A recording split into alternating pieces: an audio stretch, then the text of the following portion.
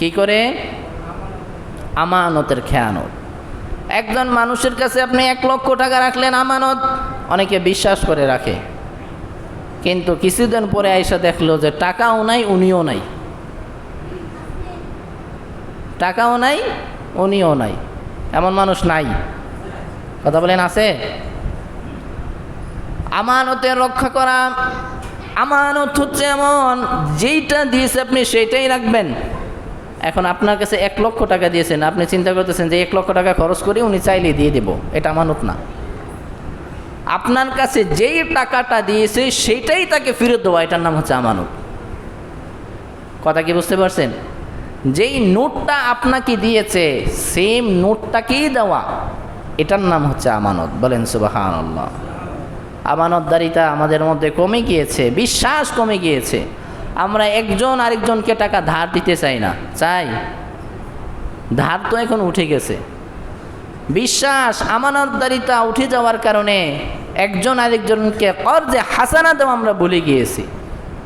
এখন আমরা লাগাই, চিন্তা করে যে কিছু আগে খায়া লই আর পরে পুঁজিবাট করে ফাইলে ভাই না ফাইলে নাই। এই জন্যে বলে যে ভাই আমি তো, আমার কাছে তো টাকা নাই, বললে আমি ব্যবস্থা করে দিতে পারবো। নাই? আছে এরকম মানুষ? ওনার কাছে টাকা নাই, উনি ব্যবস্থা করে দিবে, উনি ব্যবস্থা করে এনে দিছে যে দিয়েন, সবার থেকে তো আর 1 রেট না, আপনি 30ই দিয়েন। কথা বলেন ঠিক কিনা? এই যে আমানতদারিতা উঠে গেছে, যার কারণে মানুষ এখন খারাপের দিকে এডিক্টেড। আপনার জীবনের ভোটাধিকার, এটাও একটা আমানত। আমরা যে নেতাকে নির্বাচন করি, নেতার নির্বাচনের ক্ষেত্রে আপনার জীবনের একটা ভোট যেন 1000 টাকায় বিক্রি না হয়। কথা বলেন ঠিক কিনা? আপনি নেতা সিলেক্ট করার ক্ষেত্রে আপনার যেই ভোটটা, সেইটা আপনার জীবনের সবচেয়ে বড় আমানত। আপনি মসজিদের ইমামকেও যদি আপনি সিলেক্ট করেন, আপনার দায়িত্ব হচ্ছে এমন একজন যোগ্য ইমামকে সিলেক্ট করা, যার কেরাত শুদ্ধ থাকবে, যার আলোচনা হবে কোরআন সুন্নাহ ভিত্তিকভাবে। কথা বলেন ঠিক কিনা? অনেক ইমামদেরকে আমরা, এটা সব ক্ষেত্রে, মসজিদের সভাপতি, সেক্রেটারি, ক্যাশিয়ার থেকে শুরু করে প্রত্যেকটা সেক্টরে, সমাজের নেতৃত্ব থেকে শুরু করে সকল সেক্টরে সে যেন এর যোগ্য হয়, এমন যোগ্য ব্যক্তিকে সিলেক্ট করা হচ্ছে আমানতদারি। এই মহল্লার 10 জন মানুষ যদি ইমামকে সিলেক্ট করেন, তাহলে সর্বপ্রথম দেখতে হবে যে ওনার কেরাত শুদ্ধ কিনা। কথা বলেন ঠিক না? কারণ কেরাত যদি ইমামের শুদ্ধ না হয়, নামাজ হবে? এখন আপনি যদি খুশি মনে আইনা দিলেন, থাক আমার বাতিজা লাগে, ইমাম সাহেব কেরাত অশুদ্ধ, আপনি আমানতদারি ভঙ্গ করলেন। কথা বলেন ঠিক কিনা? ঠিক তেমনই ভাবে এই সমাজের নেতৃত্ব যিনি দিবেন, আপনি যদি টাকার কাছে বিক্রি হয়ে আমানতদারিতাকে আপনি লঙ্ঘন করে যদি আপনি এমন একজনকে নেতা বানান যে তার যোগ্য না, আল্লাহ রসুল বলেন সে আমানতদারিতা ভঙ্গ করেছে, মানে সে মুনাফিক হয়ে গেছে। নাউজুবিল্লাহ।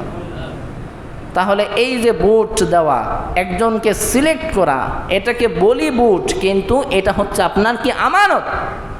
আপনি এমন একজন মানুষকে আপনি এই সমাজের, এই দেশের নেতৃত্ব দিতে চাচ্ছেন, যে সমাজের কল্যাণ করবে, এমন একটা মানুষকে আপনি সিলেক্ট করেন। এই জন্য যেই দলের মধ্যে কোরআনের আইন বেশি প্রচলন থাকবে, এমন একটা দলকে আমরা ক্ষমতায় দেখতে চাই, এমন একটা দলকে আমরা ভালোবাসতে চাই, যার ভিতরে আমানতদারিতা থাকবে। কথা বলেন ঠিক কিনা? কথা বলেন চান কিনা? তাহলে এই যে আপনার আমানত, আপনি মনে করতেছেন টাকা পয়সার লেনদেন, এটাই আমানত না। আপনি আমানতের বিপরীত শব্দ হচ্ছে জুলম। ওয়াজু শাই বিগাইরি মাওদিহি, একটা জিনিসকে ওই স্থানে রাখা যেখানে রাখার সে যোগ্য ছিল না। একটা জিনিসকে ওই স্থানে না রেখে অন্য স্থানে রাখা, এটার নাম হচ্ছে জুলুমের সংজ্ঞা। এখন এই উসুলটা আপনি সব ক্ষেত্রে অ্যাপ্লাই করেন, দেখবেন। ওয়াজু শাই বিগাইরি মাওদিহি, একটা জিনিসকে তার নিজস্ব স্থানে না রেখে অন্য স্থানে রাখা, এটা হচ্ছে জুলুম। আপনি একজন আপনার কাছে 1 লক্ষ টাকা দিয়েছে, নিয়ম ছিল এই টাকাটা তাকে দিয়ে দেওয়া, তাকে না দিয়ে আপনি খেয়ে ফেলছেন, তার মানে তাকে না দিয়ে এই স্থানে না দিয়ে অন্য স্থানে দিয়েছেন, জুলুম করছেন। আপনার বুট আমানত, এটার দরকার ছিল একটা যোগ্য ব্যক্তিকে দেওয়া, তাকে না দিয়ে টাকা খেয়ে অন্যকে দিয়েছেন, আপনি জুলুম করছেন। উসুল কি বুঝছেন? এইটা সব ক্ষেত্রে একজন কেরাত সহি শুদ্ধওয়ালা ইমাম, সে চাকরি পাওয়ার যোগ্য ছিল, তাকে না রেখে আরেকজনকে রাখছেন, আপনি জুলুম করছেন। কথা কি বুঝতে পারছেন? আপনার সন্তানকে লালন পালন করার ক্ষেত্রে তাকে যেইভাবে প্রোটেকশন দেওয়ার দরকার ছিল সেইটা না দিয়ে আপনি অবহেলা করেছেন, আপনি সন্তানের উপর জুলুম করছেন। তাহলে জুলুম এটা সব ক্ষেত্রে হইতে পারে। আমানতদারিতা নাই, জুলুম শুরু। আমানতদারিতা নাই, অত্যাচার শুরু। যেখানে আমানতদারিতা নাই সেখানে মুমিনের গুণ থাকে না, সেখানে মুনাফিকি শুরু হয়ে যায়। বলেন নাউজুবিল্লাহ। তাহলে এই মুনাফিকি থাকলে আপনি যত নামাজি হন, আপনার আমল কবুল হবে না। মুনাফিক সে 2 মুখে কথা বলে, সে এই দলেও আছে, ও দলের মধ্যেও আছে। আল্লাহ রাব্বুল আলামিন কুরআনুল কারীমের সূরাতুল বাকারার মধ্যে বলেছেন, ওয়া ইযা খালাউ ইলা শায়াতিনিহিম ক্বালু ইন্না মাআকুম ইন্নামা নাহনু মুস্তাহজিউন। মুনাফিকরা যখন এক দলের মধ্যে আসে তখন বলে ইন্না মাআকুম, আমরা তো তোমাদের দলে। যখনই এই দল থেকে তারা অন্য কোথাও চলে যায়, এই দল যখন ক্ষমতায় থাকে না, তখন তারা বলে আমরা তো তাদের সাথে মজা করছি, বরং আমরা তোমাদের সাথে আছি। বলেন নাউজুবিল্লাহ। আছে না নাই? ওই দিন আমি নেটের মধ্যে দেখলাম একজন দাড়িওয়ালা টুপিওয়ালা ভাষণ দিতেছে যে বিএনপি জামাতের বাপের ক্ষমতা নাই, আওয়ামী লীগের ক্ষমতা থেকে নামানো। আমি রাজনৈতিক আলোচনা না, মানে জাস্ট এই ভিডিওটা আমার চোখে পড়ছে। এই লোকটাই আবার 5ই আগস্টের পরে বলতেছে আমি বিএনপি করি, সব উড়াইলাম, ফেরালাম, ছেড়েলাম। তাহলে একই ব্যক্তি সময়ের পরিবর্তনে কথা পরিবর্তন হয়ে গেছে। কথা বলেন ঠিক কিনা? তারা হচ্ছে কঠোর মুনাফিক। রসুল বলেন সে নামাজ পড়লো তার নামাজ কবুল হবে না। তাহলে এই মুনাফিকি স্বভাব যাদের মধ্যে থাকবে, আল্লাহ রাব্বুল আলামিন তাদের কোনো আমলকে কবুল করবেন না। মুনাফিকদের স্বভাব হচ্ছে তারা একজন আরেকজনকে খারাপ কাজের আদেশ করবে, ভালো কাজের কোনো আদেশ করবে না। সে কথাই আল্লাহ রাব্বুল আলামিন বলেন, আল মুনাফিকুনা ওয়াল মুনাফিকাতু বা'দুহুম মিন বা'দ ইয়া'মুরুনা বিল মুনকার। একজন মুনাফিক আরেকজন মুনাফিকের সাথে বন্ধুত্ব স্থাপন করে তারা একে অপরকে খারাপ কাজের আদেশ করে। বলেন নাউজুবিল্লাহ। মুনাফিক একজন আরেকজনকে ভালো কাজের আদেশ দিতে পারে না, কারণ সে আসি তো নর্দমার মধ্যে। কথা বলেন ঠিক কিনা?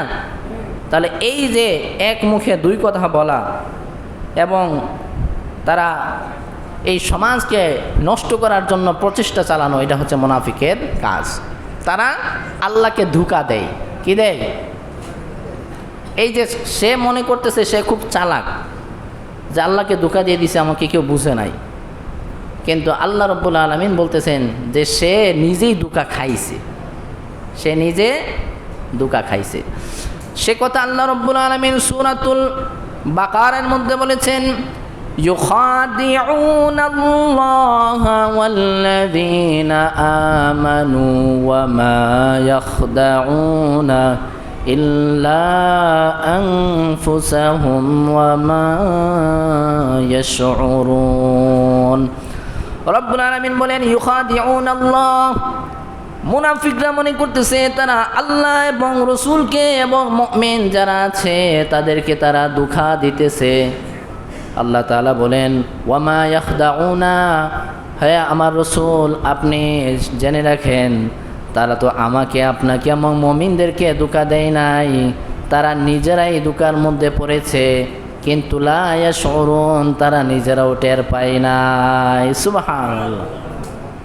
আমরা যারা মুনাফিকি করি, আপনি মনে করতেছেন আমি যেই চালাকি করছি কারো ক্ষমতা নাই ধরার। কথা বলেন, অনেকে এরকম মনে করে না? এটা কার স্বভাব জানেন? এটা কাকের স্বভাব। কাক নর্দমা পচা জিনিস খাইয়া বালুর মধ্যে মুখ ঢোকাইয়া বলে কেউ দেখে নাই। কি বলে? কেউ আমাকে দেখে নাই। কাক মনে করতেছে আমি যেহেতু আমাকে দেখি না, সো দুনিয়ার কেউ আমাকে দেখে নাই। চিন্তা করতে পারেন?